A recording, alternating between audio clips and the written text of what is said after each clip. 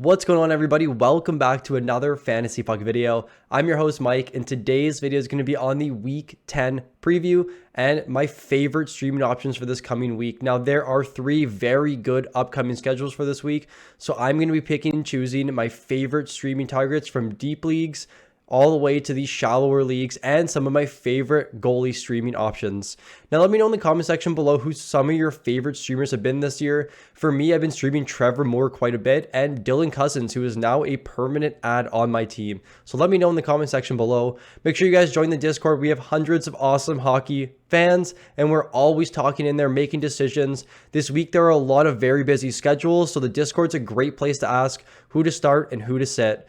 Let's try and reach 150 likes in this video, guys. Support's been awesome as per usual. And make sure you sign up on Prize Picks using code PUCK. Receive a 100% deposit match up to $100. I'll be trying to give my picks as much as I can on YouTube, but over in the Discord, my picks will be posted around 6 p.m. Without further ado, let's jump into the Week 10 preview and my favorite streaming options for this coming week. So obviously the most important part for this upcoming week is knowing when the off nights are: Monday, Wednesday, Friday, and Sunday, the 12th, 14th, 16th, and 18th. Man, we are closing in on Christmas soon. That is scary to see, but bunch of teams with 4-game schedules this week. I'm not going to go through all of them. I want to pick and choose the ones I really like this week, and the teams I'm going to be targeting is that 4-game schedule and 3+ off nights. Calgary and Minnesota play on all 4 off nights this week, which is very, very good for you. You can give yourself up to, if you're streaming 2 players, up to 8 extra starts this week.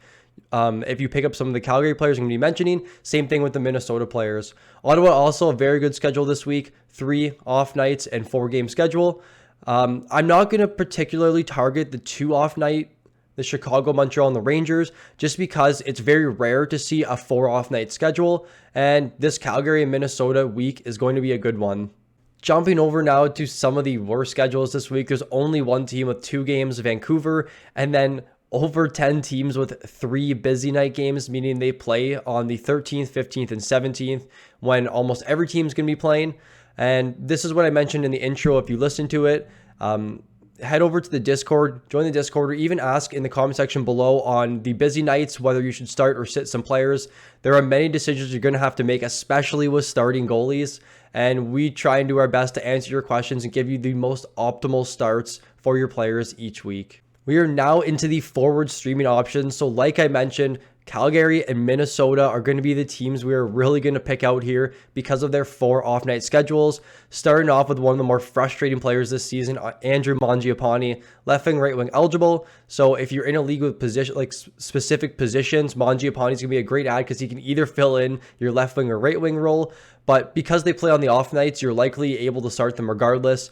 34% owned, meaning in 10 to 12 team leagues, he's likely available. They have a very favorable schedule as well. Monday against Montreal, Wednesday against Vancouver, Friday against St. Louis, who has been struggling defensively, and Sunday against San Jose. So 4 very good matchups this week. And Tyler Toffoli is another very good streaming option this week. Power play 1, line 1. 67% owned, so he's likely not available in your 12 to 14 team leagues. He may be available in the 12 team league depending on how shallow your roster is. But some of those 8 to 10 team leagues, Tyler Toffoli is a great add this week. I'm not going to go through his games because I just did it with Mangiapane. But moving over now to Minnesota, Marcus Foligno. If you're looking to stream some hits this week, I know for me in some of my leagues, especially my first draft, which was live streamed on YouTube, I thought my team was super stacked, and now I'm losing in the hit category because I just drafted so many goals, assists, power play points, and shot players and just didn't really pay much attention to hits. So for me this week, if I need hits, I'm definitely going to look at Marcus Foligno, left wing, right wing eligible, just 16% owned, meaning 10 to 12 team leagues he's going to be available. He plays Monday against Edmonton, Wednesday against Detroit, Friday against Chicago, Sunday against Ottawa, all at home. So 4 very good matchups, even better than the Calgary matchups this week. And Joel Eriksson Ek, someone I very, very admire in fantasy. I own him on 3 of my 6 teams right now. More of a 8 to 10 team league if he's available. It's just 61% ownership. 4 games this week, center eligible. He's going to get you some faceoff wins, going to get you some hits, some shots, and he does play on that team's top power play unit.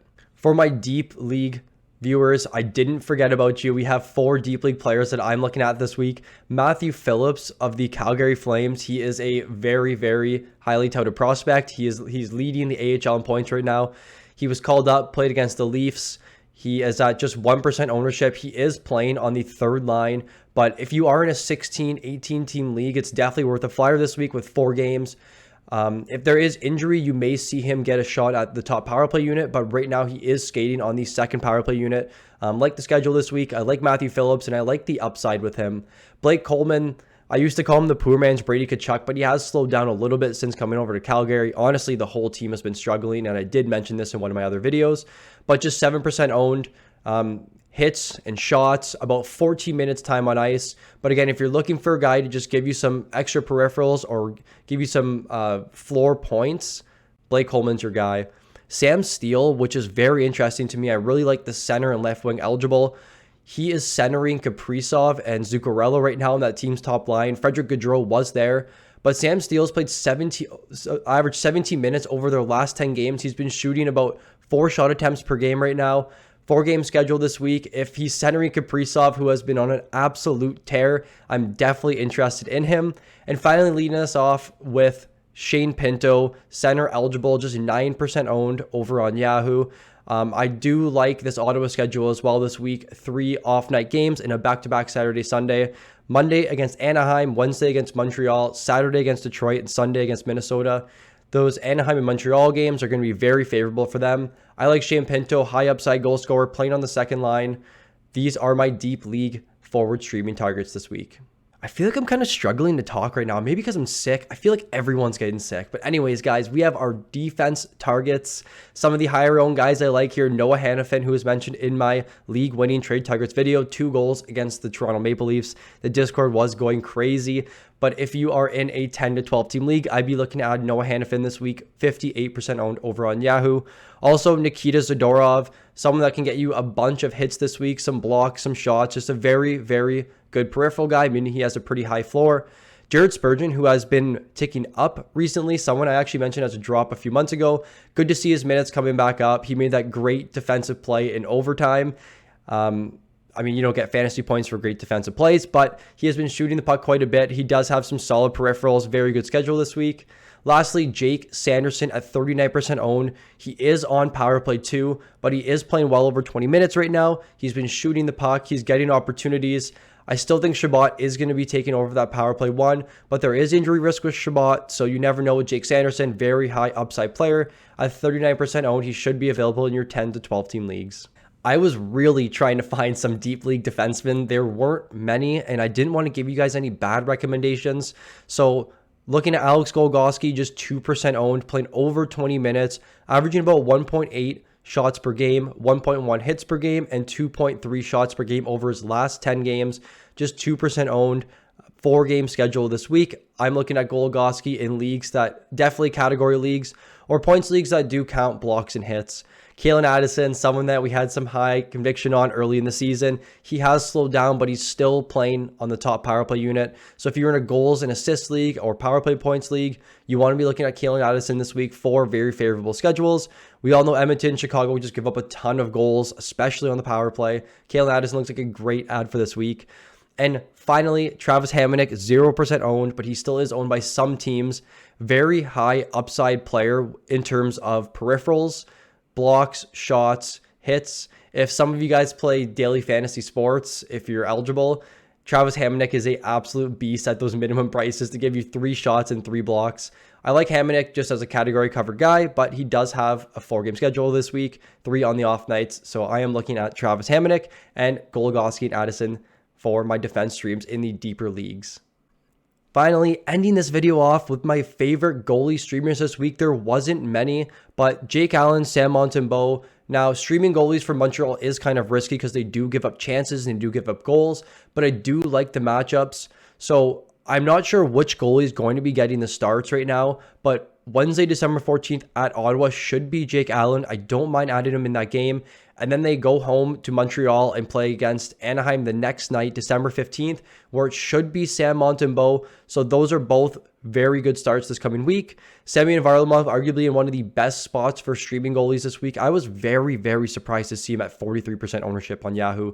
If I had to guess, I would have said about 15%, but he has a game Friday following a back-to-back against Arizona at home.